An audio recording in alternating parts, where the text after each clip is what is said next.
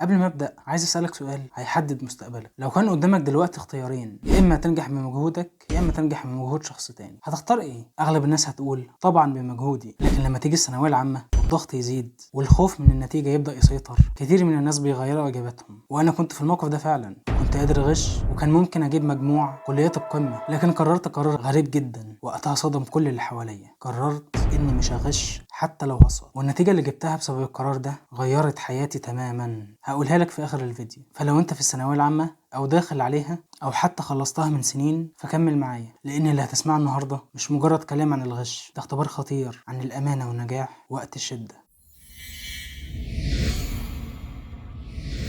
في كل سنة بنسمع نفس الجملة: الغش حرام، واحنا كلنا عارفين ده. مش جاي اقنعك بحاجة انت عارفها، لكن النهاردة انا جاي احكي لك عن الكارثة اللي بتحصل بعد ما تغش وتنجح. كارثة اللي مفيش حد من المدرسين او اهلك بيقولها لك. تجربة عشتها بنفسي وخلتني اشوف الحقيقة. انا في بداية الثانوية العامة ما كنتش الطالب العبقري ولا الاول على الفصل، لكن الحمد لله كنت بذاكر وبحاول على قد ما اقدر، بروح الدروس وبراجع وبجتهد باللي اقدر عليه. ما كنتش شاطر في كل المواد، بس كان عندي امل ان اوصل لحاجة كويسة. لكن فجأة كل حاجة اتقلبت. بدأت أمر بفترة صعبة جدا مش هقدر أوصفها لك بالكامل. ضغط وتشتت وإرهاق نفسي رهيب، مستواي انهار وما بقتش بذاكر زي الأول. الأيام بتجري، المنهج بيكبر، والامتحانات بقت على الأبواب. وهنا بدأت الشياطين تلعب في دماغي الحل السهل. ولما دخلنا على آخر فترة في السنة الأمور بقت أصعب، وأقدر أقول بصراحة إني ما كنتش بذاكر خالص. كنت بروح المراجعات وارجع البيت، لكن المذاكرة كانت صفر. كل ما الامتحانات بتقرب الخوف من النتيجة وضياع تعب أهلي كان بياكل في قلبي. لكن وسط كل ده كان في قرار خدته مع نفسي، وكان حاسم إني مش هغش مهما حصل. حتى لو سقطت، حتى لو الناس قالت كلها عليا مجنون، أنا مش هغش ومش هغشش حد، ومش هاخد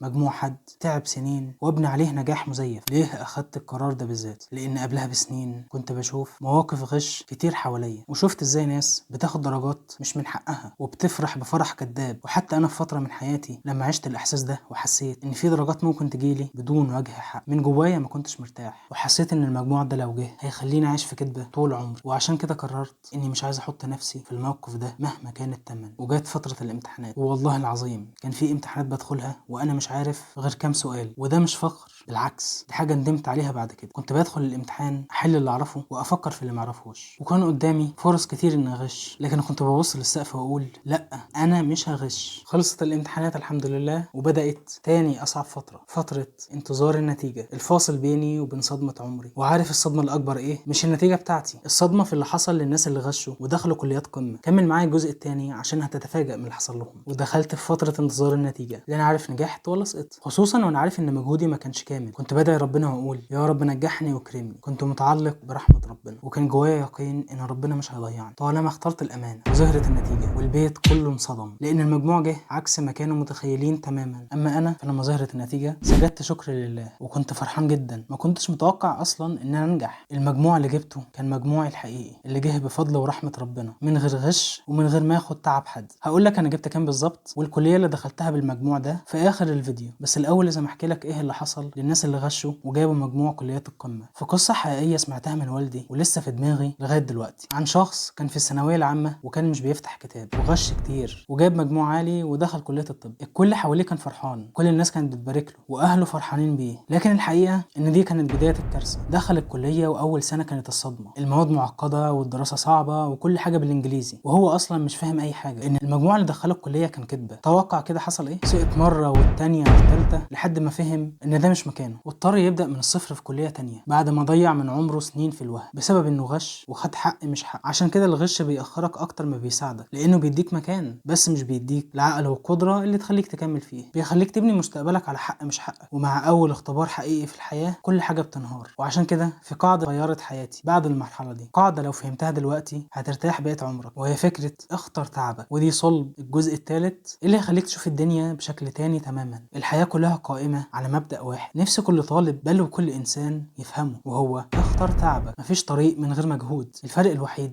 انك هتختار انهي تعب، المذاكرة متعبة، انك تصحى بدري متعب، انك تقفل الموبايل وتسيب السرير برضه متعب، لكن برضه الفشل متعب، الخوف من النتيجة متعب، الندم متعب، والاحساس انك ضيعت فرصة وبقيت في القاع متعب جدا، انك تشوف ناس اجتهدت ووصلت وانت واقف مكانك متعب. فالسؤال مش هل هتتعب، لانك كده كده هتتعب. السؤال الحقيقي هتختار انهي تعب، تعب يبنيك ولا تعب يهدمك. انت بالفعل عندك القدرة انك تتعب، تقدر تسهر 6 ساعات على مسلسل وتخلص موسم كامل في يومين، بل وفي يوم كمان، وتقدر تقعد بالساعات على الالعاب او تقلب في الريلز لحد الفجر، بس لما تيجي المذاكرة تقول مش قادر اقعد 20 دقيقة على بعض. المشكلة مش في انك تقدر ولا لا، لانك تقدر زي ما قلت، المشكلة في اتجاه التعب. انت بتصرف طاقتك في ايه؟ طالما تقدر تتعب، اتعب في حاجة تستحق وتفرحك وتفرح اللي حواليك بعدين. ومن اجمل الكلام اللي يتكتب بماء الذهب كلام للامام ابن القيم رحمه الله لما قال: